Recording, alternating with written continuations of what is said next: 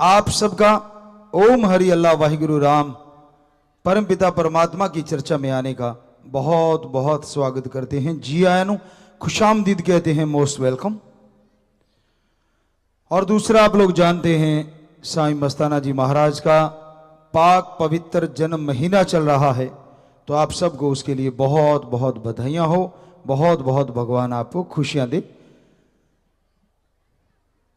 तो जितने भी खास करके बहनें आज शांति से बैठो, काफी शोर आप कर रहे हैं। सेवादारों, आना भी चुपचाप है और बैठना भी चुपचाप है। भाइयों की तरफ बिल्कुल शांति है। सेवादार बहनें खास करके ध्यान दें, वो ज्यादा शायद वो ही बोल रहे हैं, जाके उन्हें कहें भाई आप जिम्मेवार। तो आपकी सेवा में आज सच्चे दाता रहबर का भजन, किनारे पे सब खड़े हैं पापों की किश्ती छोड़कर, कब आएगा तूफान ले जाएगा किश्ती रोड़कर। आज का समय, आज का दौर ऐसा दौर है, ऐसा समय है कि इंसान प्रकृति का नाश कर रहा है, संस्कृति का नाश कर रहा है, इंसानियत को रस्ताल में ले जा रहा है। किसी भी एंगल से देख लो, किसी भी दृष्टिकोण से देख लो, इंसान दिन ब दिन अपने विनाश को खुद बुलाने के लिए आतुर है। पानी की कमी आ रही है, ऑक्सीजन में जहरीली चीजें ज्यादा शामिल होती जा रही हैं, प्रदूषण,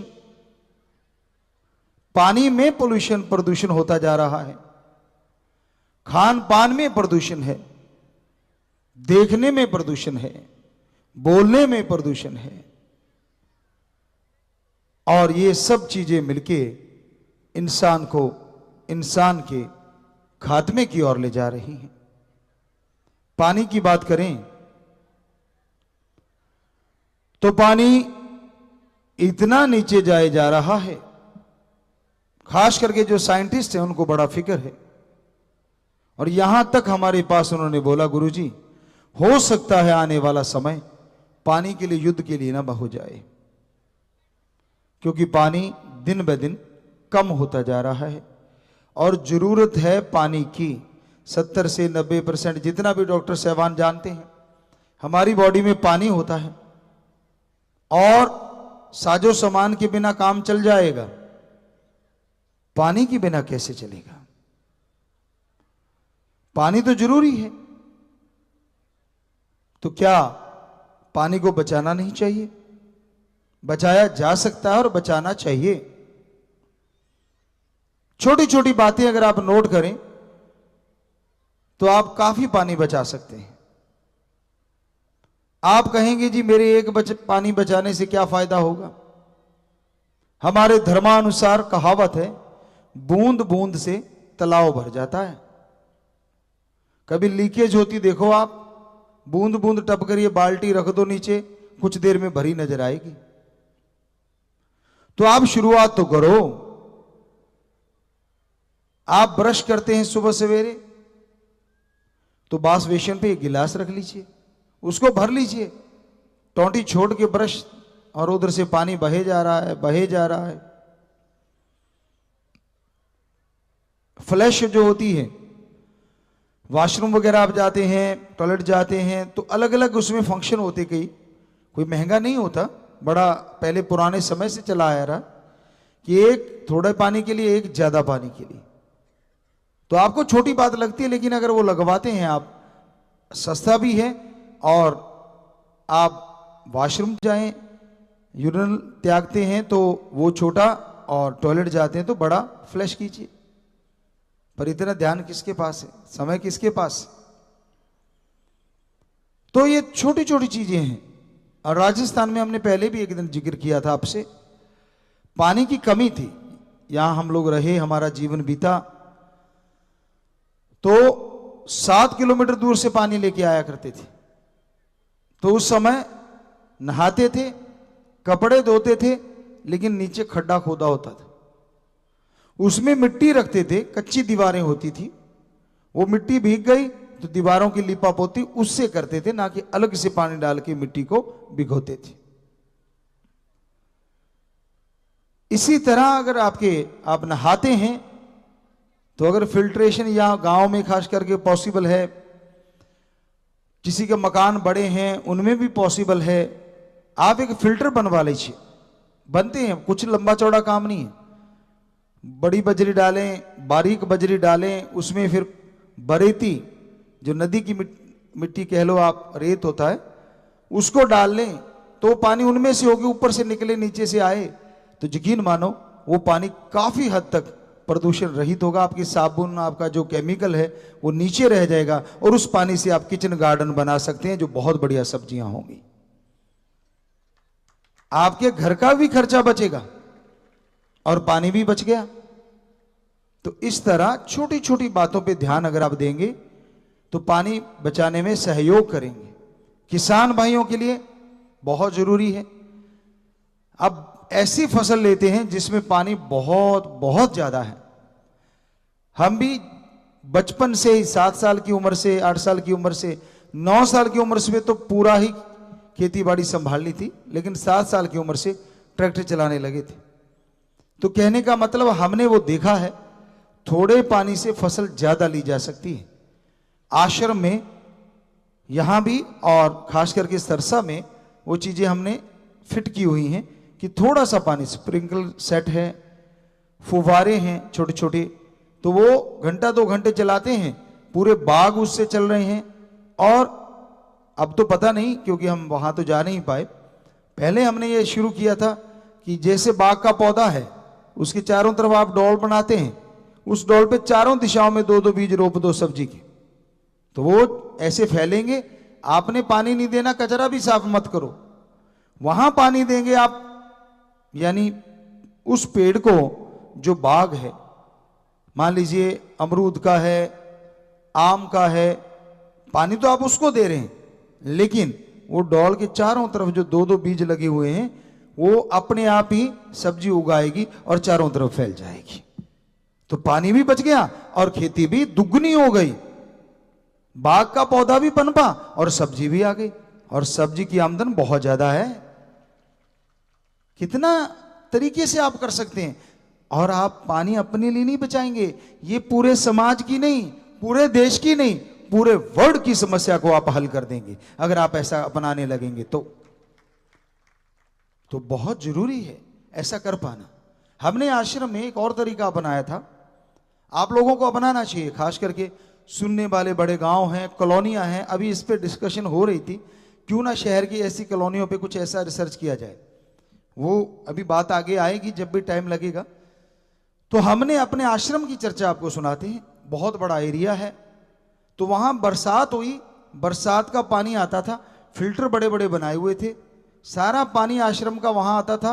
और लगभग शायद वो 2 या इससे ज्यादा एकड़ में वो जमीन डिग्गी है, बिल्कुल कच्ची, साइडों में थोड़ी पक्की करवाई और नीचे दोमट माटी जो पानी को सोखती नहीं, वो लाके रख दी और पानी से सारा पानी उसमें भरता था। और हम खेती के जितने बाग सब्जियां उसी से ले लिया करते थे, और पानी को ना तो पानी नीचे गया और बरसात हुई।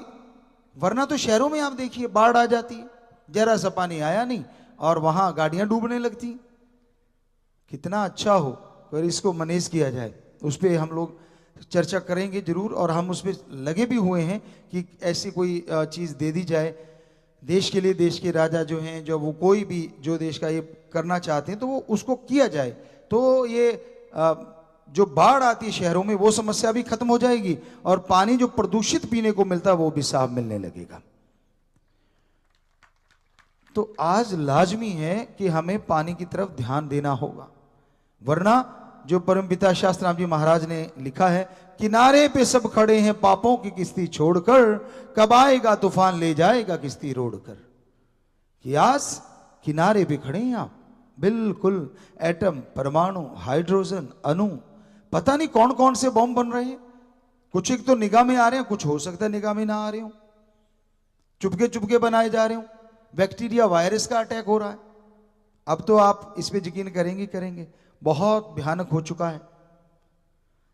हमारा मानना यह है कि आदमी की भूल भी हो सकती है और ये एक इनडायरेक्टली अटैक भी हो सकता है, कुछ भी हो सकता है।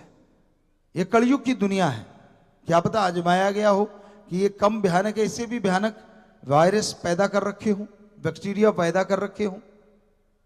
संभव है ना, जब ये फैल सकता तो क्या पता और तेजी से फैलते हो। राम ऐसा ना करे, ओम हरि अल्लाह वाहिगुरु गॉड। कोई हवा में अगर फैलने वाला प्रदूषण, ऐसा कोई बैक्टीरिया वायरस आ गया तो कोई बचेगा कैसे? हवा तो सबको चाहिए। बड़ा ही मुश्किल हो जाता है कि हवा में ट्रेवल करता रहता हर टाइम। करता तो ये भी था, पर ये तो 8-10 फुट या इतनी दूर जाया करता था। पता नहीं कोई कुछ कह रहा है, कोई कुछ, लेकिन है तो ये कोरोना नामक वायरस ही है। कितनी इससे समाज में घात हुआ है। एक तरह का घात नहीं हुआ, बहुत तरह का घात हुआ है। सामाजिक घात हुआ है, मानसिक घात हुआ है और शारीरिक घात हुआ है। और जनसंख्या में जो अब एक लाले पड़ गए हैं खाने के, कहने का मतलब अर्थव्यवस्था वो भी पूरे वर्ल्ड में डाउन हो गई है बहुत हद तक, पूरी दुनिया में। तो ये एक छोटे से वायरस ने क्या से क्या कर डाला। इसको बनाया तो गया था लैब में, वो लीक हुआ है या लीक किया गया है वो तो राम जाने। हम तो किसी को कुछ कह नहीं सकते, वो तो जो जानते हैं उनको पता होगा। पर बनाया तो इंसान के द्वारा गया, क्योंकि वहां हमने एक खबर में सुना था, रशिया के एक साइंटिस्ट, बहुत बड़े साइंटिस्ट थे, उन्होंने बोला था कि भाई इसको 10 साल तक बनाया गया है, दवाइयां दे दे के और स्ट्रॉन्ग, थोड़ी से मर गया तो आगे बार और स्ट्रॉन्ग किया गया। वो किस लिए बनाए जा रहे थे? क्या मानवता भलाई के लिए? क्या उससे पानी बचाया जाएगा आने वाले टाइम में? जी नहीं, उस इसलिए बनाए जाते हैं कि नाश कर दिया जाए, विनाश कर दिया जाए। हम पहले भी कहते थे अगर सारी दुनिया खत्म हो गई तो राज किस पे करोगे? आपको राजा कौन कहेगा ये तो बताइए। ध्यान ही नहीं है उधर, ख्याल ही नहीं है उधर, लगे हुए हैं मारो मार, ईगो अड़ी हुई है। घरों से ले लो आप, पहले घरों में शुरू होती है, फिर गांव में, फिर कस्बों में, फिर शहरों में, फिर देश में, फिर देशों में। और ये ईगो, अहंकार, मैं नहीं झुकना, मैं नहीं झुकना। और बच्चों को इस तरह की चीजें भी सिखाई जाती है कि झुकना नहीं है। पता नहीं, एक दो बच्चों को देखा झुकने का नहीं, टेढ़ा सा मुंह करके, पता नहीं क्यों नहीं झुकने का भाई। अब राम के आगे क्यों नहीं झुकने का? ओम हरि अल्लाह वाहिगुरु के आगे क्यों नहीं झुकने का? किसने रोका है? ये तो बड़ी अजीब शिक्षा है। किस लिए नहीं झुकने का? क्योंकि हमारे धर्मों में तो दीनता, नम्रता का पाठ पढ़ाया गया है। क्या कहा गया है कि जितना पेड़ झुकता है उतना ही फल ज्यादा लगता है। पानी टीलों पे नहीं रुकता, वो नीची जगह पे आके रुकता है। ऊंचा ब्या तो क्या ब्या, जैसे पेड़ खजूर, पंथी को छाया नहीं, फल ला गए अति दूर। धर्म तो ये सिखाते हैं, और आज हम अपना कल्चर पेश करें झुकने का नहीं। कमाल है, क्यों नहीं झुकने का भाई? हो सकता है उसका कोई मीनिंग और हो, पर आज बच्चे तो हर जगह पे लगा रहे हैं ना। उन्होंने तो हो सकता है अपना कोई मीनिंग निकाला हो, बोलने वाले ने अपनी जगह पे, वो डायलॉग हो सकता है कोई सही हो जहां से इन्होंने पकड़ा है। लेकिन ये तो हर जगह के लिए, अपने बाप को भी झुकने का नहीं, पैरों के हाथ नहीं लगाना, पैसा नहीं देता तो झुकने का नहीं, आकड़ के सामने खड़े हो जाना। ये क्या है? कल्चर किधर जा रहा है हमारी? क्या ये संस्कृति है हमारी? जी नहीं, हमारी संस्कृति सर्वोत्तम संस्कृति है बड़ों के सामने झुकना, और बड़ों का हाथ अपने आप सिर पे आ जाए आशीर्वाद के लिए। ये है हमारी भावना।